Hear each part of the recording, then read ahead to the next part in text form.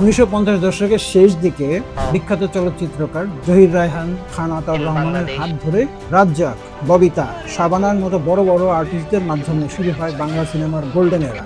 আইরনিটা দেখেন, তখনকার সিনেমা কিন্তু এখনকার মতো এই নিহিলিস্টিক আরবান পপুলেশনের জন্য বানানো হতো না। সেই সময়ে কর্মঠ শ্রমিকজীবী মানুষ থেকে শুরু করে ইউনিভার্সিটির প্রফেসর, মধ্যবিত্ত পরিবার এবং একান্নবর্তী পরিবারের সবাই মিলে সিনেমা দেখত।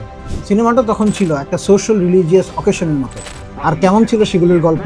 সেগুলির গল্পে ছিল ফুল অন বিনোদন আর সাথে স্ট্রং ইমোশন। কিন্তু আব্বাজান, বাহাদুরকে বশ করাতে আপনি এত খুশি হচ্ছেন কেন?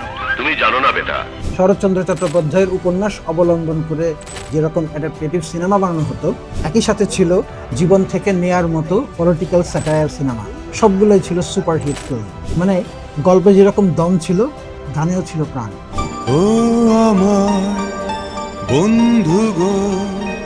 কিন্তু এখন প্রশ্ন হলো, এত সুন্দর সিনেমা ইন্ডাস্ট্রি কিভাবে এই ধ্বংসের মুখে পড়লো? 90 দশকের শেষ দিকে শুরু হয় আসল হরর স্টোরি। সেই সময়েও আমরা ভারতীয় সিনেমাকে কম বেশি ফলো করতাম, তবে সবচেয়ে বড় ভিলেন ছিল কাপ্পিস বা অশ্লীলতা। সিনেমার মাঝখানে জোর করেই 18+ বিভিন্ন ধরনের সিন যুক্ত করে দেয়া হতো, আর সেটার মাধ্যমে শুরু হয়ে গেল কাপ্পিস কালচার।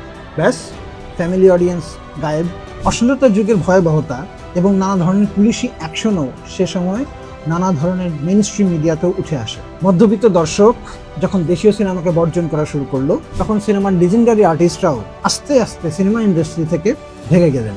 পাশাপাশি বলিউড এবং টলিউড থেকে ধার করা সস্তা পাইরেটেড স্ক্রিপ্ট, হলগুলোর ডিস্কো লাইটের মতো অবস্থা, ছারপোকায় ভরা হলের সিট, নষ্ট হওয়া এসি আর কানফাটা সাউন্ড সিস্টেমের কারণে ক্রমশই অডিয়েন্সরা হল থেকে নিজেদেরকে সরিয়ে নিল। আর এরপরে তো আসলো ভিসিপি, ভিসিআর আর কেবল টেলিভিশনের যুগ। ব্যাস, মানুষ ভাবলো পয়সা খরচ করে ছারপোকার কামড় খাওয়ার জন্য হলে যাওয়ার দরকারটা কি? ঘরে বসে স্টার প্লাস দেখা যায়। তাই 1500 হলের এই বিশাল ইন্ডাস্ট্রি ধপাস করে পড়ে গেল।